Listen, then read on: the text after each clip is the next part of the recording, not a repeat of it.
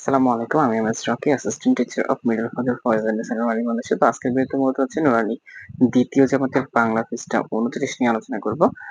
যেখানে নিচে কয়েকটি প্রশ্ন রয়েছে। সো আমরা এগুলো সমাধান করব। আমরা এগুলা হচ্ছে মুখে বলছি। প্রথমে হচ্ছে ১ নাম্বার কি রয়েছে? তোমাদের কবিতাটা লিখতে বলছে। কবিতাটা তোমরা লিখতে পারবে। ওকে? এরপরে বলছে মানে ২ টি পণ লেখার জন্য। ওকে? আমরা একটু মোবাইল থেকে ছবি তোলা রয়েছে আমাদের বইয়ের পৃষ্ঠা। সো আমরা একটু দেখে নিচ্ছি যে ২ নম্বরে রয়েছে যে হচ্ছে কবিতাটি থেকে ২ টি পণ উল্লেখ করো। তো ২ টি পণ কি? ২ টি পণ বলতে আমরা বুঝি কি?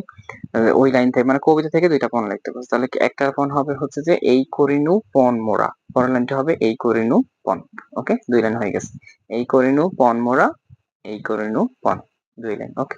সে ২ লাইন লিখে দিলেও চলবে, কোনো সমস্যা নাই। ওকে? ৩ নম্বরে যেটা বলছে যে পরের লাইন লেখা। এখানে ৩ টা লাইন দিয়ে বলছে যে এর পরের লাইনগুলো লেখো। ৩ টা লাইন বলতে ক, খ, গ দিয়ে তোমরা সিরিয়াল করে দিছে। এই লাইনগুলোর পরের লাইনগুলো আমাদেরকে লিখতে হবে। সো আমরা পরের লাইনগুলো কি হবে সেটা আসলে মুখে বলেছি। তো তোমরা কবিতাতেই পাবে। তারপরেও হচ্ছে বলে দিচ্ছি যে ফুলের মতো গর্ব মোরা। মানে এর পরের লাইন লিখতে বলছে। তো পরের লাইন কি হবে? মোদের এ জীবন। এরপর খ নম্বর বলছে যে মোদের কাছে এলে সবার। পরের লাইন কি হবে? জুড়িয়ে যাবে মন।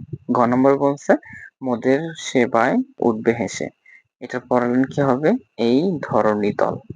তাহলে এইগুলা এইভাবে তোমরা দিতে পারবে। এগুলো আসলে আর ওইরকম ভাবে বোঝার মতো কিছু না, কবিতাতেই আছে। তো এই ছিল মূলত আজকের ভিডিও। দেখা হচ্ছে পরবর্তী ভিডিওতে। আল্লাহ হাফেজ।